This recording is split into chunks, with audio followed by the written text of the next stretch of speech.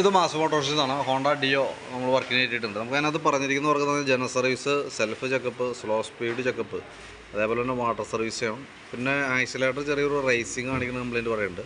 Accelerator cable checkup പറഞ്ഞിട്ടുണ്ട്. വണ്ടിക്ക് ഒരു വൈബ്രേഷൻ പറയുന്നുണ്ട്, വിറയലുണ്ടെന്നുള്ള ദിവസം പറയുന്നുണ്ട്. പിന്നെ പിക്കപ്പ് ലോ ആണെന്ന് പറയുന്നുണ്ട്. എഞ്ചിൻ ഓയിൽ ചെക്ക് ചെയ്തിട്ട് മാറ്റാം, അത്രയാണ് പറഞ്ഞത് കേട്ടോ.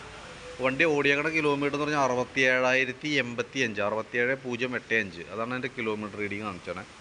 അപ്പോൾ നമ്മൾ വണ്ടി ഓടിച്ചു നോക്കി വർക്കിൽ കയറ്റി. നമുക്ക് അങ്ങനെ വലിയ കുറവെന്ന് പറയാവുന്ന വലിയൊരു പ്രശ്നം വണ്ടി ഓടിക്കുമ്പോൾ നമുക്ക് കിട്ടുന്നില്ല.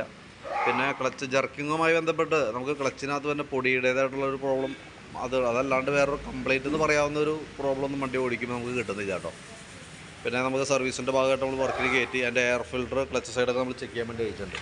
എയർ ഫിൽറ്ററൊക്കെ നോക്കുമ്പോൾ കമ്പനി ഫിൽറ്റർ തന്നെ നമുക്കിപ്പോൾ കിടക്കണേ. ഹോണ്ടയുടെ ഒറിജിനൽ ഫിൽറ്റർ തന്നെയാണ്, പുതിയ ഫിൽറ്ററാണ്. അപ്പോൾ ജസ്റ്റ് തുടച്ച് ക്ലീനാക്കി റീസെറ്റ് ചെയ്താൽ മതി. അതേപോലെ തന്നെ ക്ലച്ചിൻ്റെ ഭാഗം നമ്മൾ അയച്ചിട്ടുണ്ട്. ക്ലച്ച് സൈഡ് നമ്മൾ അയച്ച് ചെക്കപ്പ് നടത്തുന്നുണ്ട്, ക്ലച്ച് ഗ്രീസിങ് നടത്തുന്നുണ്ട്. അപ്പോൾ അതിൻ്റെ ബെൽറ്റിൻ്റെ കണ്ടീഷനൊക്കെ നോക്കി. ബെൽറ്റൊക്കെ പുതിയ ബെൽറ്റാണ്, കമ്പനി ബെൽറ്റ് തന്നെ കിടക്കണം, ഹോണ്ടയുടെ ഒറിജിനൽ ബെൽറ്റാണ് കേട്ടോ. പിന്നെ അതിൻ്റെ ക്ലച്ച് ഭാഗം നമ്മൾ അഴിച്ച് ചെക്ക് ചെയ്യുന്നുണ്ട്. വേറെ പറയത്തക്ക കംപ്ലയിൻസ് ഒന്നുമില്ല. റോളർ, ബോസ് ഡ്രൈവ് കാര്യങ്ങളൊക്കെ പുതിയതാണ് കിടക്കുന്നത്. റോളറൊക്കെ പുതിയ റോളറാണ് കിടക്കുന്നത്. വേരിയേറ്റർ ബോഡി അതേപോലെ തന്നെ ബെൻഡെക്സൊക്കെ വർക്കിംഗ് ഒക്കെ നിലവിൽ ഓക്കെയാണ്. വേരിയേറ്റർ ബോഡിക്കായാലും നോർമൽ തേമാനൊക്കെ ഉള്ളൂ. ക്ലച്ച് യൂണിറ്റ് ആയാലും വേറെ പ്രോബ്ലം ഒന്നുമില്ല. അപ്പോൾ ക്ലച്ച് ക്ലീൻ ചെയ്ത് നമുക്ക് ഗ്രീസ് ചെയ്ത് റീസെറ്റ് ചെയ്യാം. കിക്ക് റിവീലൊക്കെ ഒന്ന് അയച്ച് ഗ്രീസ് ചെയ്തിടാം. വേറെ പറയത്തക്ക ഒരു കംപ്ലയിൻറ്റ് ക്ലച്ചിൻ്റെ ഭാഗത്തുനിന്ന് മെയിനായിട്ട് കാണുന്നില്ല കേട്ടോ.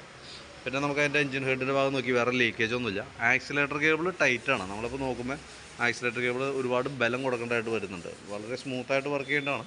അത് നമുക്ക് വേറെ ഒന്നും ചെയ്യലടക്കില്ല. അഴിച്ചു കഴിഞ്ഞാൽ സ്മൂത്തായിട്ട് റൈഡ് ചെയ്യണമെന്നുണ്ടെങ്കിൽ ഓൾറെഡി നമുക്ക് ആക്സിലേറ്റർ കേബിൾ മാറ്റിയിടാം. അപ്പോൾ അതായിരിക്കും കുറച്ചുകൂടി ബെറ്റർ. അപ്പോൾ നമുക്ക് ശരിക്കും പിക്കപ്പിൻ്റെ ലോൻ്റെ ഒക്കെ ശരിക്കും ഫീൽ ചെയ്യണത് ഒരു പക്ഷേ അങ്ങനെ ആവാം നമുക്ക് കേട്ടോ. ആക്സിലേറ്റർ കേബിളൊക്കെ ഒന്ന് മാറ്റി നോക്കാം. അതിന് ശേഷം ഡീറ്റെയിൽ ആയിട്ട് ഓടിച്ചു നോക്കാം. പിന്നെ കംപ്ലയിൻറ്റ് ഉണ്ടെങ്കിൽ പറഞ്ഞാൽ മതി. പിന്നെ ഫ്രണ്ടിലേക്ക് വരുമ്പോൾ ഫ്രണ്ട് ബുഷുകളൊക്കെ നമ്മൾ അയച്ചിട്ടുണ്ട്, ഗ്രീസിങ്ങിനൊക്കെ ആയിട്ട് അയച്ചിട്ടുണ്ട്. വേറെ കംപ്ലയിൻ്റ് ഒന്നുമില്ല. ജസ്റ്റ് ഒന്ന് അഴിച്ച് ഗ്രീസ് ചെയ്തിട്ടാൽ മതി. ബ്രേക്കിൻ്റെ കേബിളുകളായാലും നല്ല കേബിളാണ്.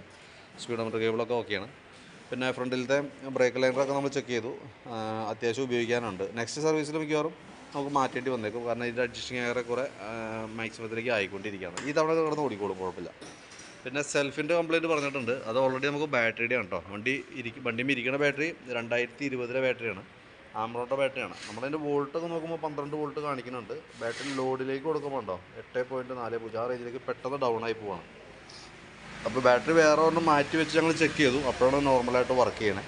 അപ്പോൾ ബാറ്ററി മാറ്റുന്ന കൂട്ടത്തിൽ നമുക്ക് ഈ സെൽഫിൻ്റെ റിലേ യൂണിറ്റും കൂടി ഒന്ന് ചേഞ്ച് ചെയ്ത് തരണം. കാരണം അതും ചില സമയങ്ങളിൽ ചെറിയൊരു ടൈം ലാഗ് കാണിക്കുന്നുണ്ട്. അപ്പോൾ രണ്ടും കൂടി മാറ്റിയാലാണ് സെൽഫിൻ്റെ ഓക്കെ ആയിക്കോളൂ. ബാറ്ററി മാറ്റി സെൽഫ് ഓക്കെയാണ്. പക്ഷേ നമുക്ക് ഈ ചെറിയൊരു ടൈം ലാഗ് റിലേ കാണിക്കുമ്പോൾ സ്വാഭാവികമായിട്ട് അത് പിന്നീട് ഷോർട്ട് ആവാൻ സാധ്യതയുണ്ട്. അതിൻ്റെ ഒരു മുന്നോടിയായിട്ടാണ് അങ്ങനെ കംപ്ലയിൻറ്റ് വരാം. അപ്പോൾ അത് കൈയോടെ തന്നെ മാറ്റിയിടാണെങ്കിൽ ഏറ്റവും സേഫ് അതാണ്. പിന്നെ നമ്മൾ ഈ ഭാഗത്തേക്ക് വരുമ്പോൾ എഞ്ചിൻ ഹെഡിൻ്റെ അവിടെ നമ്മൾ പ്ലഗ്ഗൊക്കെ അഴിച്ചിട്ടുണ്ട്.